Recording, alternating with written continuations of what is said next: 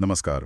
आज हम एक बहुत ही गंभीर घटना पर बात कर रहे हैं जिसने सचमुच पूरी दुनिया की आप कह सकते हैं धड़कनें बढ़ा दी हैं। ईरान ने मिसाइलें दागी हैं। हाँ बिल्कुल। कतर में जो अमेरिका का अल उदेद एयरबेस है जो कि काफी अहम है। हाँ, वो तो मेन सेंटर है उनका मिडल ईस्ट में। बिल्कुल। और दूसरा इराक में एन अल असद एयरबेस पर, इन दोनों जगहों पर। और ईरान ने इसे नाम दिया है ऑपरेशन हेरल्ड ऑफ विक्ट्री। वो कह रहे हैं कि ये एक मजबूत और सफल जवाबी कार्रवाई है उनकी तरफ से। तो चलिए आज इसी को जरा समझने की कोशिश करते हैं कि ये सब क्यों हुआ और इसके मायने क्या हो सकते हैं। हमारे पास जो जानकारी है उससे इस हमले, इसके पीछे की वजह और दुनिया भर के रिएक्शंस पर काफी कुछ पता चलता है। बिल्कुल। देखिए, कतर के एयर डिफेंस सिस्टम ने कुछ मिसाइलों को तो रोक लिया हवा में ही, लेकिन कई मिसाइलें गिरी और धमाकों की आवाज ने जाहिर है दोहा में लोगों के बीच काफी डर फैला दिया। आसमान में वो चमक और धमाकों की आवाज, माहौल वाकई तनावपूर्ण हो गया था। पर अच्छी बात यह है कि अभी तक किसी आम नागरिक के हताहत होने की कोई खबर नहीं है। लेकिन हाँ, पूरे मिडल ईस्ट में टेंशन तो बढ़ गई है। और ये हमला, जैसा हम कह रहे थे, ये अचानक नहीं हुआ है। जानकारी यही है कि कुछ दिन पहले अमेरिका ने ईरान के जो अंडरग्राउंड न्यूक्लियर ठिकाने हैं, हाँ, उन पर भारी बमबारी की थी। बंकर बस्टर बम्स इस्तेमाल हुए थे, ऐसी खबरें थी। तो क्या ईरान इसे बिल्कुल उसी का जवाब मान रहा है, मतलब टिट फॉर टैट? हाँ, ईरान का तो यही कहना है।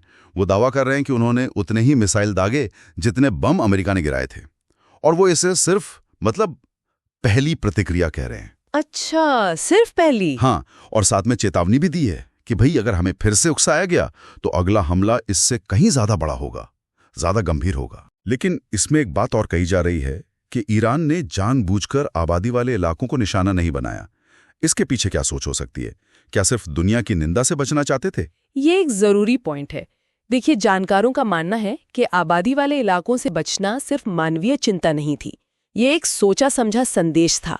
मतलब अपनी ताकत भी दिखा दी, लेकिन ऐसा नुकसान नहीं किया जिससे अमेरिका तुरंत कोई बहुत बड़ी सैन्य कार्रवाई करने पर मजबूर हो जाए।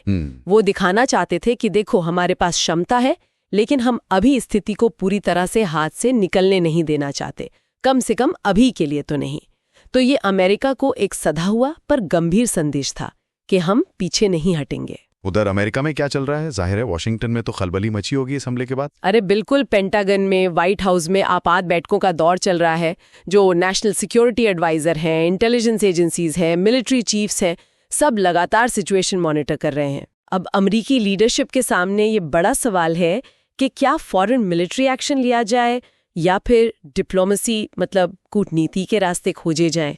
फैसला आसान नहीं है। और बाकी दुनिया, बाकी देशों का क्या रुख है? क्या कोई एक राय बन रही है? यहाँ तस्वीर थोड़ी आप कह सकते हैं मिली जुली है। कतर ने तो जाहिर है अपने ऊपर हुए हमले की कड़ी निंदा की है। हाँ, वो तो करेंगे। उनका कहना है कि ये इलाका युद्ध के लिए नहीं बल्कि तरक्की और शांति के लिए है। रूस और चीन दोनों ने कहा है कि संयम बरता जाए, लेकिन उनके अपने जियोपॉलिटिकल इंटरेस्ट भी हैं, जाहिर है। वो तो है। दूसरी तरफ इजराइल है जो खुलकर अमेरिका को कह रहा है कि सख्त मिलिट्री जवाब दिया जाना चाहिए। अच्छा, तो सबकी नजरें अब यूएन, नेटो, सिक्योरिटी काउंसिल जैसी संस्थाओं पर हैं कि वो इस टेंशन को कम करने के लिए क्या कदम उठाते हैं। ये तो हुई डिप्लोमेसी की बात, लेकिन खुदा न खास्ता अगर ये तनाव बढ़ता है, एक बड़े युद्ध में बदल जाता है, तो उसके नतीजे क्या हो सकते हैं, खासकर भारत जैसे देशों के लिए? ये चिंता बिल्कुल सही है। अगर हम बड़े पर्सपेक्टिव में देखें तो भारत अपनी जरूरत का ज्यादातर तेल इन्हीं खाड़ी देशों से लेता है। हाँ, हमारी ऑयल सप्लाई बहुत हद तक वहीं से आती है। तो युद्ध की स्थिति में सबसे पहला असर कच्चे तेल की सप्लाई पर पड़ेगा। या तो सप्लाई रुक सकते हैं या फिर सिर्फ खतरे के डर से ही कीमतें आसमान छू सकती हैं, जिसका सीधा मतलब होगा हमारे यहाँ पेट्रोल डीजल महंगा। बिल्कुल। और फिर माल ढुलाई महंगी तो हर चीज के दाम बढ़ेंगे। मतलब महंगाई का एक नया दौर शुरू हो सकता है। रुपए पर भी दबाव आएगा फिर तो। हाँ, रुपए पर दबाव आएगा। और एक और बहुत बड़ी चिंता है, खाड़ी देशों में लाखों भारतीय काम करते हैं। हाँ, बहुत बड़ी संख्या है। युद्ध की स्थिति में उनकी सुरक्षा, उन्हें वहां से सुरक्षित निकालना, ये भारत सरकार के लिए एक बहुत बड़ी चुनौती बन जाएगी। हमने पहले भी देखा है ऐसे हालात में। और ये चिंता सिर्फ सरकारों या एक्सपर्ट्स तक ही नहीं है, आम लोगों में भी इसका डर साफ दिख रहा है ना। हाँ बिल्कुल। आप सोशल मीडिया देखें तो #WW3, #Iran vs USA जैसे हैशटैग ट्रेंड कर रहे हैं। ये दिखाता है कि आम लोगों में इसे लेकर कितनी बेचैनी है, कितना डर है। कई लोग तो इसे वाकई तीसरे विश्व युद्ध की आहट की तरह देख रहे हैं।